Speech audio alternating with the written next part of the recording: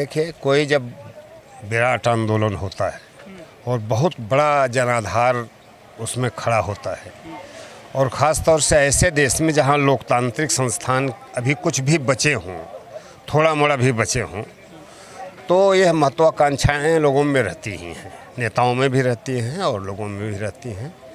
दूसरी चीज़, यह आंदोलन अब नेताओं के बल पर नहीं है। इस आंदोलन को किसी नेता से आप आइडेंटिफाई नहीं कर सकते।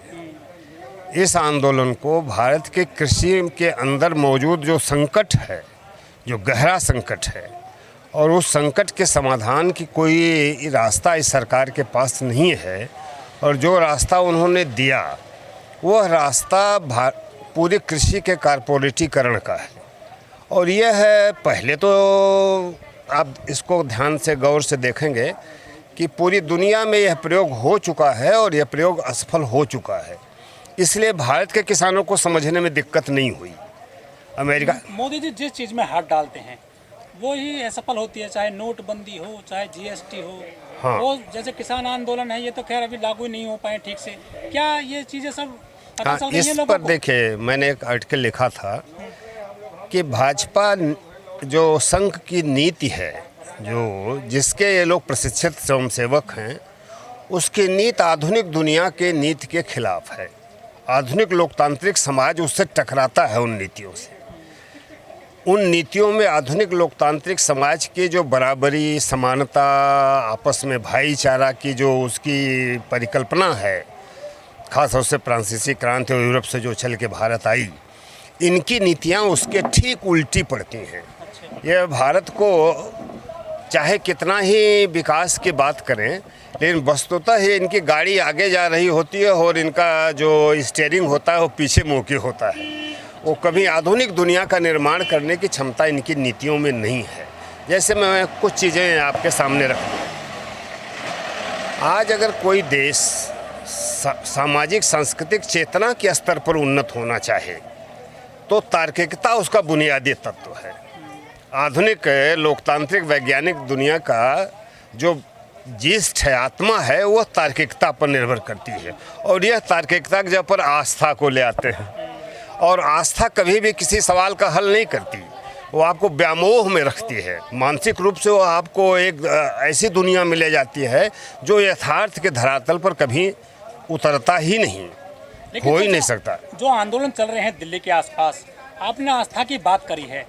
आस्था के वजह से ही सिंघू बॉर्डर पर एक दलित मजदूर की हत्या कर दी गई नृशंस तरीके से, तो वहाँ भी तो आस्था का मामला है। किसान खुद आस्था के अधीन है।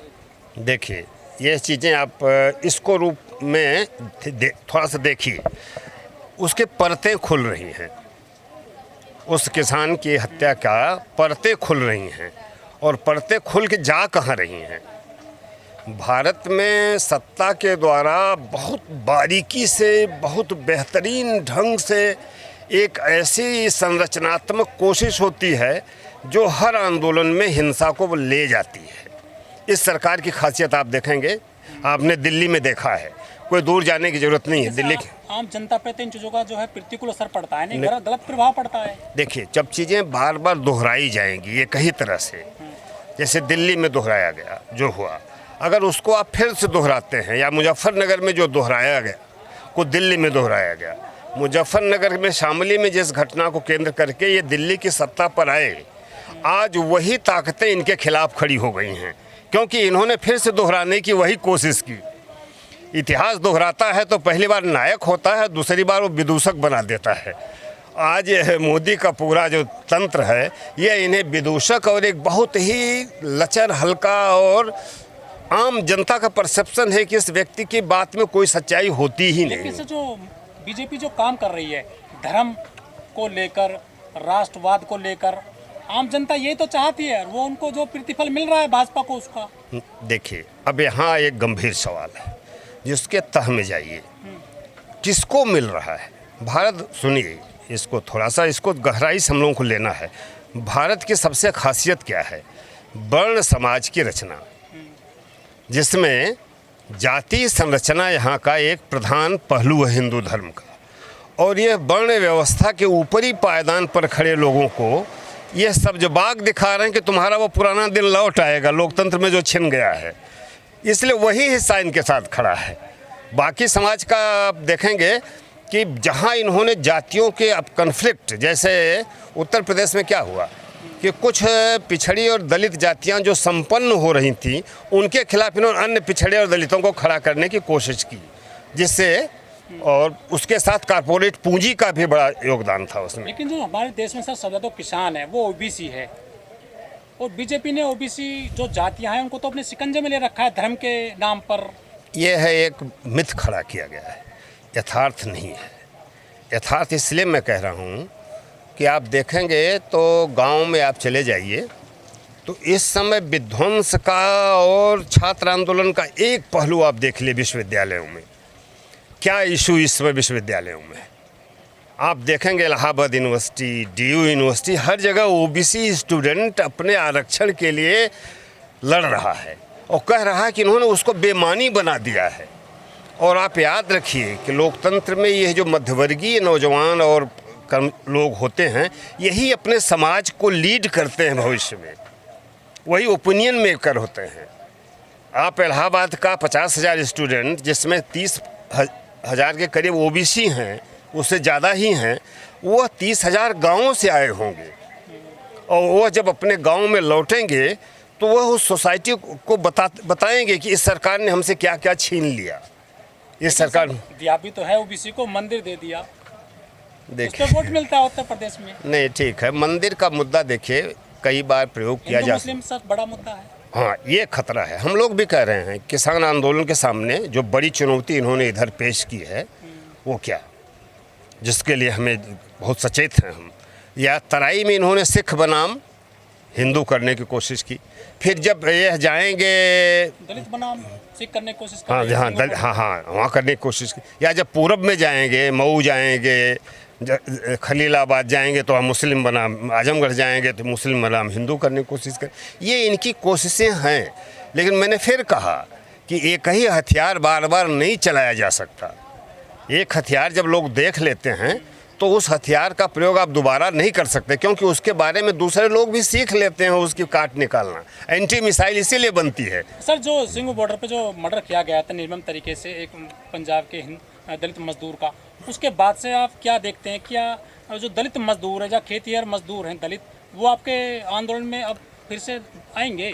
मैं एक सवाल आपको बहुत स्पष्ट कर देता हूँ कि सिंघू बॉर्डर पर जो 40 जत्थेबंदियाँ या 32 जत्थेबंदियाँ हैं, उसमें 11 ऐसी जत्थेबंदियाँ हैं जो मूलतः दलित भूमिहीन गरीब किसानों का प्रतिनिधित्व करती हैं, और इनके बीच में बाकी 21 के साथ उनके टकराव बहुत रहे हैं। इस आंदोलन के पहले आपस में टकराव रहे हैं, क्योंकि वो बड़े किसानों के हितों के लिए लड़ते थे, मान ले राजेवाल हों या दल्लेवाल हों, जो भी हों, और दूसरे जो लोग थे, रुल्दू सिंह हों, हाँ उगरहा हों, या क्या नाम है दर्शन पाल हों, ये उन खेत मजदूर गरीबों के नेता थे। इनके बीच में कोई रिश्ता नहीं होता था कभी। लेकिन थोड़ा समझ लीजिए, लेकिन ज्यों ही यह इशू सामने आया, ज्यों ही यह खेती के पूरे संरचना को ध्वस्त करने का मामला आया, तो इनके आपसी अंतर्विरोध वहाँ गौड़ हो गए और राज्य बनाम कारपोरेट बनाम खेती किसानी का अंतर्विरोध प्रधान हो गया। इस चुनाव का एजेंडा किसान का सवाल बनेगा। हाँ, आप इस मामले में बिल्कुल निश्चिंत रहिए। ये एजेंडा मैं अपना अनुभव बता रहा हूँ। जब ये 5 लखीमपुर के शहीदों का तस्वीर लेके हम सड़क पर निकले तो गरीब महिलाएं हाथ जोड़ के कह रही थी, उनका चेहरा देखने लायक था कि कौन क्रूर लोग हैं जिन्होंने इतना बड़ा विध्वंस कर दिया है। यदि बीजेपी यूपी चुनाव जीत जाती है तो किसान आंदोलन का भविष्य क्या होगा? देखिए, मैं 2-3 बातें क्योंकि ये मामला बड़ा है।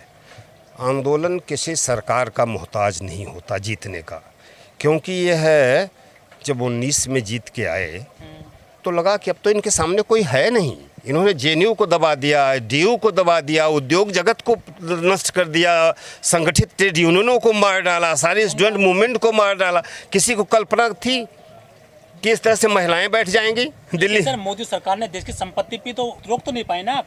नहीं, हम अभी कैसे रोक नहीं सकते। इसीलिए हम लोग कह रहे हैं क्या कि अभी जो हमारी समझ है, अब संसद को भी बचाना सड़क से ही है। अब सड़क का आंदोलन संसद को बचाएगा। संसदीय संस्थाएं अपने को नहीं बचा सकती हैं। जिनको आप चुनते हो वो आपके साथ क्यों नहीं आते, जिनको आप वोट देते हो? देखिए, उनके क्लास से मैंने कहा ना कि जो जीत के आ रहे हैं वो जान रहे हैं कि हम कैसे आए हैं। आप एक गांव पंचायत का चुनाव भी उत्तर प्रदेश में हुआ है। आप अगर तो किसी वोट बढ़ी है या पार्टी बढ़ी है? नहीं, पार्टी आज के लोकतंत्र में राजनीति की अभिव्यक्ति का केंद्र होती है और वोट जनता से समर्थन लेने का एक आधार है, अपनी वैधता। लोकतंत्र सिर्फ वैधता पर चलता है और उसका कुछ नहीं, साख होती है नागरिक की और पार्टी की। अगर वो साख न हो तो लोकतंत्र नहीं चलता।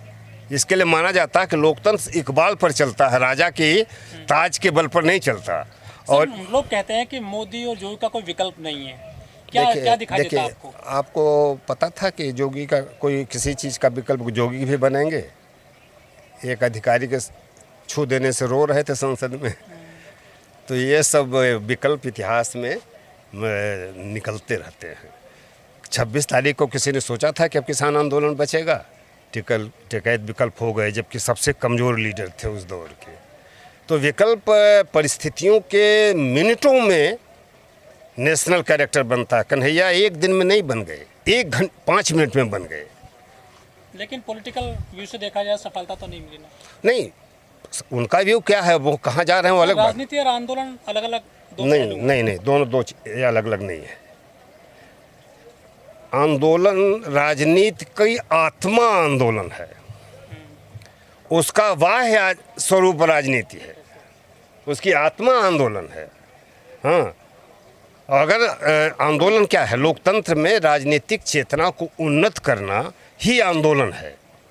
सिर्फ लाठी डंडा लगाना, नारा लगाना, गोली घेर लेना नहीं, बल्कि जनता को राजनीतिक रूप से शिक्षित करना ही एक बड़ा आंदोलन है। और ये चेतना राजनीति के द्वारा भी होती है और आंदोलन के द्वारा राजनीति भी शिक्षित होती है। दोनों एक दूसरे के साथ गहराई से जुड़े होते हैं। आखिरी सवाल आपसे, जिस तरह से अन्ना आंदोलन हुआ था दिल्ली में, नेता निकल के आ गया था केजरीवाल, इस आंदोलन से कुछ संभावना है, कोई नेता निकलेगा पॉलिटिकल पार्टी बना ले? या देखिए, उस आंदोलन के इस आंदोलन में फ़र्क है, बेसिक फ़र्क है।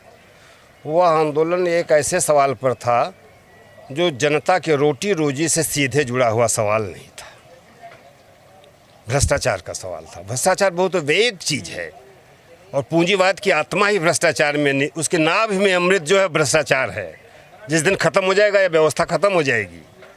इसलिए वह एक ऐसा आंदोलन था जो सुपरफिशियल आंदोलन था। ये ऐसा आंदोलन जो ज़मीन को खोद रहा है नीचे हमारे। वो पेड़ तैयार होगा फिर? हाँ बिल्कुल, आप उम्मीद रखें। भारत का भविष्य उज्जवल है और भारत के 135 करोड़ लोगों के हाथ में है भारत का भविष्य। किसी मोदी, किसी नेता, किसी के हाथ में नहीं है।